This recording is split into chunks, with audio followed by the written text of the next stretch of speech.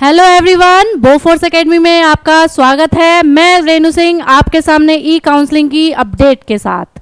Update जो आपके लिए हमेशा एक नई अपडेट होती है, जो भी एनटीए में चल रहा होता है।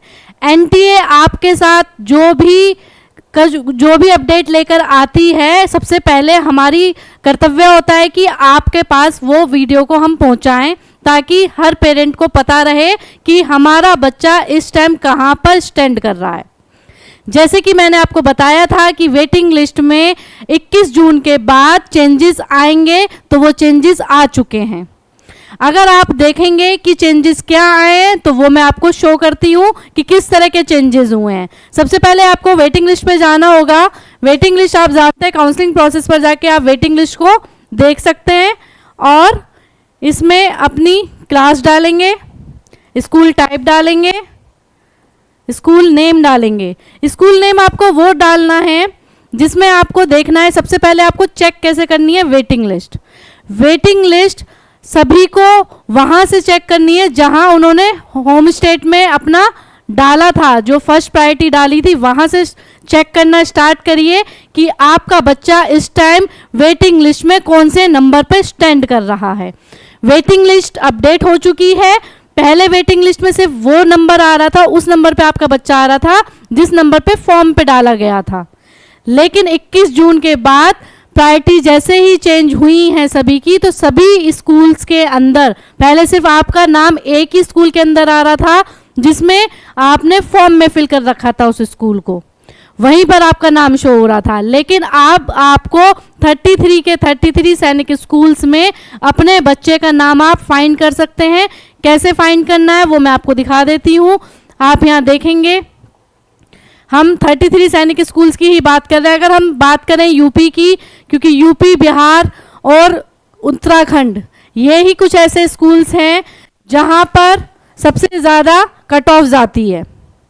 ठीक है, पहले हम होम स्टेट में चेक करेंगे, फिर अदर स्टेट में चेक करेंगे। अब यहाँ आप देखिए, बहुत देखने वाली बात है, मैंने यहाँ जनरल कैटेगरी डाला है। जनरल कैटेगरी डाला है, लेकिन जब आप इसको सर्च करते हो तो आपके सामने रिजल्ट देखिए क्या आएंगे। अब ये मैंने आपके सामने रिजल्ट ओपन कर दिए हैं।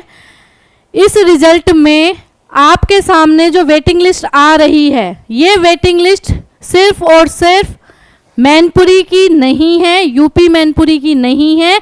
साथ में यूपी के जो और भी स्कूल्स हैं, जैसे झांसी, अमेठी, वहाँ पर भी आपके बच्चे को अपना नाम देखने को मिलेगा। आपको अगर लास्ट याद हो तो 260 के आसपास का मैंने आपको बताया था कि 100 नंबर के आसपास उसका स्टैंड हो रहा था कि हाँ 100 नंबर पे 260 वाले बच्चे आ रहे थे। ये बात है जब हमने 21 जून से पहले वेटिंग लिस्ट चेक करी थी।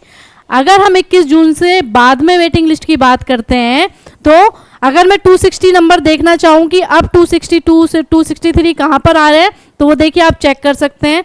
चेक करने का प्रोसेस आप सबको ही पता है।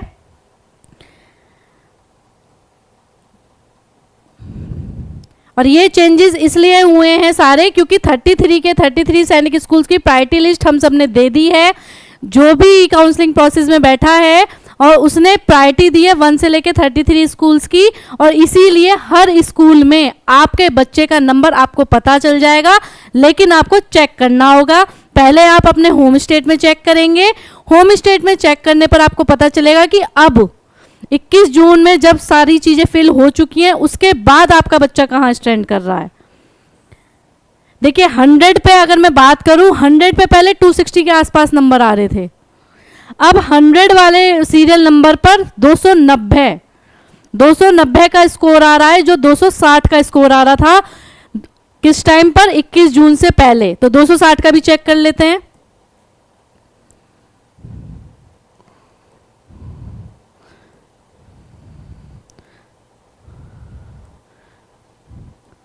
जिनके मार्क्स कम हैं बच्चों के, उन्हें बहुत लास्ट तक जाके चेक करना होगा। अगर आप देखें एंट्री यहाँ पे 6201, इतनी एंट्री मैनपुरी के लिए हो चुकी हैं।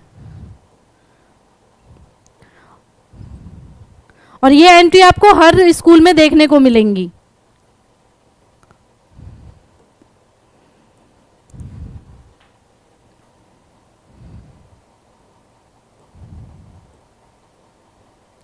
और अगर आप चेक करेंगे तो यहाँ ओबीसी एनसीएल के बच्चे भी हैं, जनरल के बच्चे भी हैं। अभी मैं आपको एससी एसटी के बच्चे भी दिखा दूंगी यहाँ।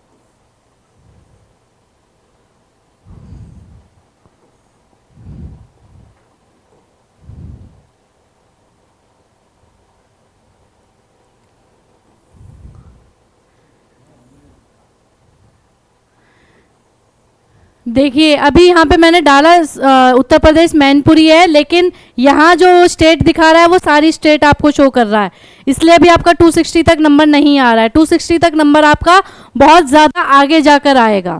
तो इसी तरह से आपको अपने सभी स्कूल्स के लिए चेक करना होगा कि वेटिंग लिस्ट में अभी आपका बच्चा कहाँ पर स्टैंड कर रहा है। चेक करने का प्रोसेस यही है कि सबसे पहले आप अपने होम स्टेट वाले स्कूल्स को चेक करेंगे, उसके बाद अदर स्टेट में जाके चेक करेंगे कि अभी आपका बच्चा कहाँ पर स्टैंड कर रहा है। 280 290 वाले ही बच्चे आपके, ये मान के चलिए 281, अभी मैं 430 नंबर पर हूँ, सीरियल नंबर 430 नंबर है, 430 सीरियल नंबर है और 281 यहाँ पे स्कोर चल रहा है। तो अगर मैं 260 तक जाती हूँ तो यहाँ मान लीजिए आपके 900 1000 से ऊपर पहुँच जाएंगे। तो आप देख सकते हैं कि आपसे ऊपर जो पहले 100वें नंबर पे बच्चा आ रहा था वो अब 1000वें नंबर पर चला गया है। तो देखने वाली स्थिति रहेगी कि आप अभी कहाँ पर स्टैंड कर रहे हैं, एडमिशन कैसे हो सकता है, क्या चांसेस बन सकते हैं, क्या चांसेस नहीं बन सकते हैं। चांसेस आपके तभी बनेंगे क्योंकि लेट ऑलरेडी सभी हो चुके हैं, तो मोस्टली पेरेंट्स या तो एक्सेप्ट कर लेंगे, रिकंसीडर इस बार कम से कम बच्चे करेंगे क्योंकि सभी को समझ में आ रहा है कि रिकंसीडर करते ही हमारे पास से ये वाला ऑप्शन भी चला जाएगा और नेक्स्ट भी नहीं मिलने वाला है। तो ज़्यादा से ज़्यादा जिन बच्चों को स्कूल्स मिले हैं वहाँ पर एक्सेप्ट और होल्ड एंड कंटिन्यू का बटन जो है क्लिक होना है इस बार। तो एडमिशन ज़्यादा होंगे फर्स्ट राउंड में, वैकेंसी कम बचेंगी। इसलिए आप देख सकते हैं कि अभी आप कहाँ स्टैंड कर रहे हैं। अदर स्टेट में जाके भी चेक कर सकते हैं, होम स्टेट में भी जाके चेक कर सकते हैं। तो जो भी डिसीजन आपको लेना है, हम ऑलरेडी बहुत लेट हो चुके हैं क्योंकि जुलाई आ चुका है, आपको नहीं पता कि आपके बच्चे का एडमिशन पुराने एसएस में या न्यू एनएसएस में भी, आप न्यू सैनिक स्कूल्स में भी आपका होना है या नहीं होना है। तो जो भी डिसीजन लें बहुत सोच समझ के लें। रिकंसिडर का ऑप्शन तो आपको बहुत रेयर चांस में लेना है, अदरवाइज रिकंसिडर ऑप्शन आप नहीं ले सकते क्योंकि मैंने आपके सामने पूरी लिस्ट खोल के दिखा दी है कि इस टाइम लिस्ट कहाँ चल रही है, कहाँ पर वेटिंग लिस्ट में आपका बच्चा कहाँ स्टैंड कर रहा है। तो जो भी फैसला लें बहुत सोच समझ के लें क्योंकि टाइम अब हमारे पास है नहीं। ऐसा ना हो कि हमारा बच्चा जो 7th में आने वाला था वो ई काउंसलिंग का वेट करते करते सितंबर अक्टूबर निकल जाए, ना तो वो 7th का पढ़ पाए, ना उसको सैनिक स्कूल में एडमिशन मिले और ना ही वो न्यू सैनिक में जा पाए। तो जो भी डिसीजन लेना है वो आप बहुत सोच समझ कर ले सकते हैं। जैसे कि मैंने आपको पहले भी बताया है कि बोफोर्स एकेडमी आपको एप्लीकेशन पे बिल्कुल free of cost online course दे रही है। तो जो बच्चे सेकंड चांस उनका है वो अपना एनरोलमेंट करा सकते हैं। ये सिर्फ और सिर्फ मोदी जी की जो स्किल इंडिया मिशन की जो एक राह पे हम चल रहे हैं उसी के अकॉर्डिंग हमें ये वाला फाउंडेशन कोर्स स्टार्ट करने के लिए अनुमति मिली है। तो आप इस कोर्स का बेनिफिट ले सकते हैं। सिर्फ और सिर्फ नीचे दिए गए नंबर पर आप संपर्क करें और ऑनलाइन बैच में एनरोलमेंट करा लें क्योंकि जो स्थिति आपको मैं दिखा रही हूँ इस स्थिति के अनुसार एडमिशन होना इस बार 260 से नीचे वाले बच्चों के लिए, मैं तो ये कहूँगी अगर जनरल कैटेगरी का बच्चा है, क्योंकि जनरल में आप देख सकते हैं जनरल कैटेगरी में ओबीसी का बच्चा भी एंटर कर रहा है, एससी का बच्चा भी एंटर कर रहा है, एसटी का बच्चा भी एंटर कर रहा है। क्योंकि उसके मार्क्स आपसे ज़्यादा हैं और उसने प्रायोरिटी आपके स्कूल को पहले दे रखी है। तो नहीं, इस बार जो चल रहा था पहले से कि कैटेगरी से कैटेगरी पर होगा, कैटेगरी जनरल वालों के लिए कोई मायने नहीं रखती, जनरल वालों के लिए सिर्फ मार्क्स मायने रखते हैं। तो जनरल कैटेगरी के बच्चों के अगर मार्क्स बहुत अच्छे हैं यानी कि 285 अबव हैं तो वो अपना एडमिशन होता हुआ देख सकते हैं। उससे नीचे वाले बच्चों का एडमिशन जनरल कैटेगरी में खासकर यूपी, बिहार, उत्तराखंड में नहीं होना, और अदर स्टेट में भी यही हालत रहेगी, यूपी, बिहार और उत्तराखंड के बच्चों की। तो जनरल वाले बच्चे 285 से नीचे अगर हैं तो वो सेकंड चांस अपना जो है गंवाएं नहीं, टाइम का यूटिलाइज करें और अपनी प्रिपरेशन स्टार्ट कर दें, क्योंकि वेट करने का कोई बेनिफिट नहीं है। इस बार एडमिशन राउंड फर्स्ट में बहुत हो जाएंगे, राउंड सेकंड मेरे को नहीं लगता कि राउंड 6 तक जाने वाला है। राउंड 6 तक तब जाता था जब 10-10 करके आपकी प्रायोरिटी लिस्ट पूछी जाती थी। इस बार आपसे अब कोई कुछ नहीं पूछा जाएगा, जो भी आप एक्सेप्ट करेंगे, रिकंसीडर करेंगे, उसके बाद राउंड सेकंड में आप अपने आप पहुंच जाएंगे। फिर उसी के अकॉर्डिंग इसी तरह की लिस्ट आएगी, वो भी उन लोगों की जहां वैकेंसी बचेंगी, क्योंकि वैकेंसी ही इस बार बहुत जल्दी फिल होने वाली है। कोई भी वेट की कंडीशन में यहाँ पर नहीं है, क्योंकि हम बहुत ऑलरेडी लेट हो चुके हैं। तो जो भी फैसला लेना है वो आप ले सकते हैं। आज के लिए इतना ही। जय हिंद, जय भारत।